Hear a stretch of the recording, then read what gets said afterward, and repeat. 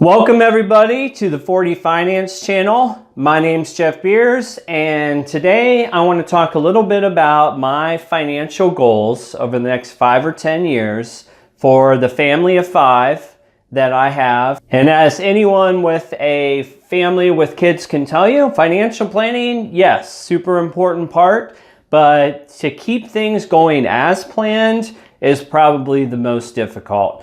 But in this video, I'm going to lay out my framework for the things that we're trying to achieve as a family and how we're going to get there. So let's jump in. So the first part of any kind of financial planning is just understanding where you are currently, and we're in a pretty good place as a unit. We're not rich, but we also don't have a lot of the problems that you see other people have. So no credit card debt. We do use credit cards. We pay them off. So that's not a problem. We have one car payment, 2 vehicles, 1 car payment. So I take the hit on a 2009 Nissan Pathfinder that's running just great with 100,000 miles. And then we have a newer Chevy Tahoe that I bought a couple years old. So I think it's like a 2015, just generally a quality, safe car for the family. We have an affordable mortgage. It barely runs, I think, 20 to 25% of our expenses for the month, including taxes and insurance. So the mortgage is one that we'd like to pay off, but at least we're not underwater with it. It has positive equity, has an affordable payment. We're in a good place there. Have about $50,000 in liquid assets. So whether it is savings accounts or my brokerage accounts, we do have the opportunity, the sort of rainy day fund, if you will, to get to money as needed. And last but not least, we have multiple income streams. So, I have a position that I work in. My wife is a job as a teacher. We also have a couple of side businesses that generate income, which I'll talk about more on another video. The multiple income streams by themselves are not overwhelming. They're not $1 million businesses and jobs. They do allow for a little bit of risk assurance. If one goes down, there's others that can help pick up the slack. So at the end of the day, we've got a great foundation from a day-to-day basis, right? It's not a lot of nail biting on what's going to happen at the end of the month. But even having a solid foundation, there's still leaks to address, which I'll get into here. So here I talk about the gaps and challenges. Number one, consumer spending. We are not a penny pinching family. We do mind our purchases, but we are not overzealous in any way about saving money on this and that. So we definitely need to do a better job, but the mindset, it's going to take a little bit to change, and that's something we're working on right now. Home remodeling, we got a couple bigger projects coming in that are not necessarily essential, but we know we're going to stay in our house for a long time. So there are things that have been on the list for a while. Kitchen, for example. We're going to go at it with a cost savings approach. We're not going to go overboard with, cabinets from Sweden or custom build or something like that. We'll be mindful in the way we approach it, but it is still going to be an expenditure, but it's one that's going to bring ROI not only to the value of the house, but the value of our lives. Another issue, particularly on my end, is a small retirement account. I do have savings from positions that I've held over the past 10 years that I've, pulled them together into one retirement account. But right now I essentially work as freelance labor. So I do not have a company match set up in any way. I invest on my own. I do have a SEP IRA with my business so that I can push money into there. But overall, I'm behind the average on retirement savings, and mostly because I've been funneling that money over to stock market investments on my own. I have a lot of reasons for that, even though that you can get into the pre-tax money, etc. I'm doing it sort of a different way, but I need to continue building it up and make sure, especially through the next 15 to 20 years, that nest egg gets built. Unfortunately for my retirement, I have a couple things I need to cross off the list first. And lastly, our biggest gap is just being a family of 5. It's always something. It's always something. Some of the things you can control, some of the things are optional.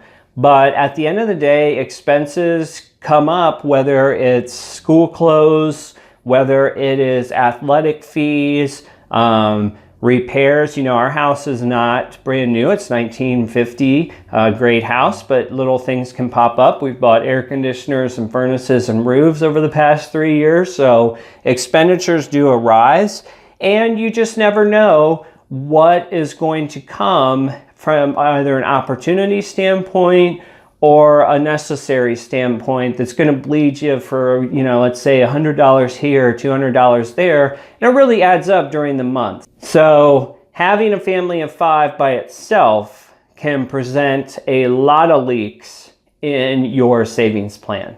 All right, well, looking ahead through the next 5 years, and then again from 6 to 10 years, these are the things that are on my list, right? So I want to go from 50K in liquid assets up to 250K in liquid assets, namely savings and brokerage accounts by 2024. So that's a little bit where you see on my channel me talking about stocks and looking at stocks. That is an active hobby of mine, if you will, because I definitely need to get a better ROI on my money in order to make a lot of these dreams come true. So the stock market provides one avenue for it. Savings by itself is really just an essential thing to have, particularly with the family. Next on the list is mortgage payoff. So I put on here $250,000. We only owe $200,000 on the loan, but I'm not paying it off tomorrow. So I anticipated that to get aggressive with it, it's going to take at least 5 years, maybe 7 or 8. So the minimum cost to pay off the mortgage as far as cash out of my pocket is probably going to be about $250,000. At the end of the day, the interest that you pay monthly for your own personal home it's depressing, quite frankly. So I'm a little more open to using debt for rental properties and things like that, where there's cash coming through. But just for your own home, to reduce that fee, particularly into retirement, is an important goal of mine. Next up in the next 5 years, I have my oldest son will graduate high school. And my personal goal for each child is to provide $100,000 worth of opportunity for them to pursue their post-high school dreams. That probably means college, but I'm also open for, ideas, whether it's businesses or training or trade schools or whatever they want to do. I do not want my kids to start out of high school into consumer debt world, student debt world. So while I may not be able to pay for everything, I can at least give them a nice head start. This will not be a $100,000 check that I give them. There'll be some supervision involved with it. But that's something that's important to me, particularly in this day and age when I read so many terrible, terrible stories about people being locked in student debt with very little option. That's a burden that's difficult to work your way through as a young adult. And so we're hoping to offset some of that pain by being able to offer some opportunity after high school. But that's coming up. His graduation, assuming that he continues doing well in school, is scheduled for 2024. So right in the first 5 years from today, right now, I have about $650,000 that I need to raise in one way or another. After that, the next 6 to 10 years, we got college number 2 and college number 3 for my daughter and my youngest son. And then, as I mentioned earlier, me being behind on my retirement, I've got at least $500K I need to sock away by the year 2034. So that goal for the next 5 years is about $700K plus daily living expenses. So somewhere over the next 10 years, I need $650,000 just for my savings goals plus daily living expenses. And then after that, I need an additional $700,000 plus living expenses, bringing the whole thing up to somewhere in the neighborhood of $1.5 to $1.7 million. So it's a pretty big ask on paper, but it's really not that absurd when you start digging through the things you pay for and how much we save as a family unit. And knowing that, of course, identifying the problem now gives you 5+ years to address the issue. So the last thing here, and it's really probably a whole nother video, which I'll think about doing, is how do you get there? And the thing that is always on my mind from day one is how can you increase income? How can you make more money? How can you make more money? You know, I spend more time and effort looking on how to make more money than I do which stock is going to win over the next 6 months. And that's because there's just so many things out there in the internet age with business ventures that I'm always looking for another opportunity.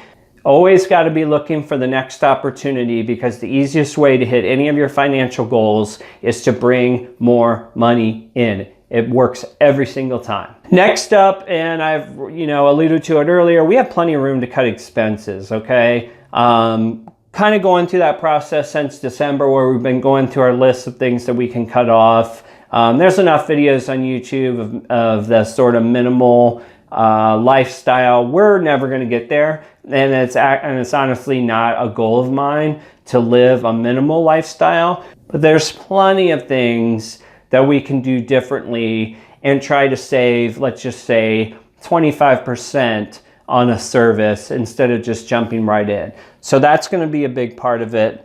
Next up is investing returns. I talked about it a lot. Investing, particularly the stock market and business investments, are going to be the way that we get to the $1.5 million mark. There's no way around it. Those things have to produce. So I have to make good decisions on where to put the money.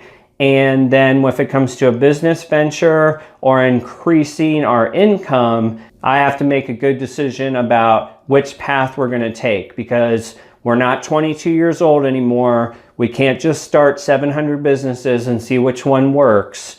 You have to be calculated at this step in your life, and that's what we're trying to do. And the last thing I put on there is credit leverage, okay? So while we don't have a lot in terms of consumer debt outside of one car payment, we don't have student loan payments, anything like that. We have outstanding credit, and there is opportunity there. So as much as I don't really like debt for consumer spending, I am open to debt for business investments. It just depends on the case. So this is sort of a loaded weapon in the sense that if you get it wrong, it can really backfire on you. But I am examining the ways to utilize our good credit and payment history in order to make our money and dreams assimilate faster. Again, that could be a whole video by itself. But for now, these are really the 4 ways in my head that we're going to get to the $1.5 million from a savings standpoint while paying our daily income expenses. This is obviously not a granular plan that covers every little step, checkbox here, checkbox there, because the solutions are not laid out yet, right? The income must go up. That's great on paper, but the solution has to be identified. But for the purposes of this video, I just wanted to share with you guys what it is I'm marching towards. Why do I spend so much time on the stock market? Why do I talk so much about finance here on this channel? In my regular life, I'm practicing it every day. And part of this channel is bringing you exposure to some of those decisions that I make, whether good or bad. So hope you guys enjoyed this. Please subscribe to the channel, support with the like if you can, and I'll keep you updated on these goals and share with you how I'm going to get to those goals in the near future. We'll see you on the next video.